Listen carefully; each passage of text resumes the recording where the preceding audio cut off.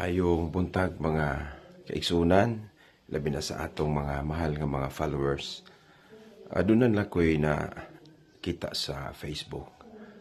Naingon sila nga ang piki nga simbahan nga Katoliko, ina pagitag piki. Nagtudlo nga ang pari makapasaylog sila, nga ang Diyos raman makapasaylog sila. May isod kining maong statement, wala ni ma-qualify og maayo. So ang tinuod nga ang simbang Katoliko wala gyud ta magtudlo nga dunay pasaylo nga dili gikan sa Dios. Ang Dios ra magyud mo pasaylo. Wala lang nila masabti ang sakramento sa kumpisal. Ang sakramento sa kumpisal mao nga ang pare gihimong instrumento sa Ginoo nga maoy mohatag sa iyang Dios ng pasaylo. Biblikal man na siya, no? Juan 20, 21 at 23. Kung atong tanawon, ang giingon sa Ginoo yun, ingon nga ang Amahan, nagpadala ka nako, ako usab nagpadala ka ninyo. No? O naghuipan niya ang mga tinunan o niingon, dawat ang Espiritu Santo. Bisan kinsang sala inyong gipasaylo kini.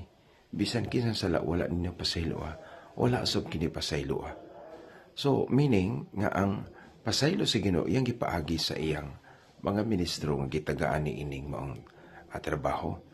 Ug si San Pablo klaro kaayo niingon sa 2 Corintios 5:18 ngadto 20 nga ang Dios naghatag kanila sa gitawag og ministry of reconciliation.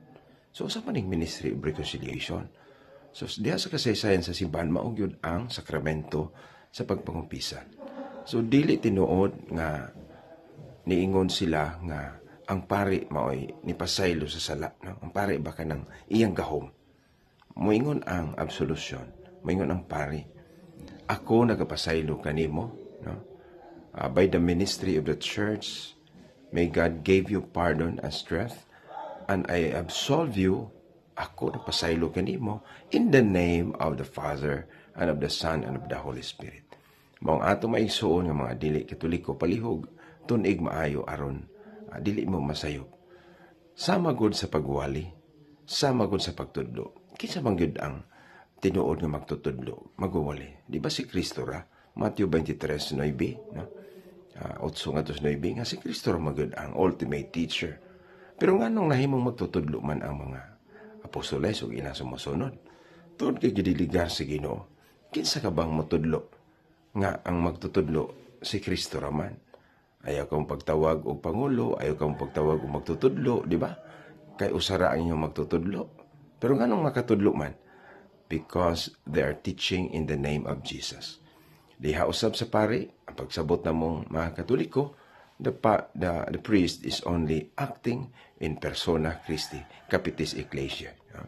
The priest is acting in the name, in the person of Christ as head of the church. So hinaut kayo nga masabtan unta ni sa atong mga kaigsunan. God bless.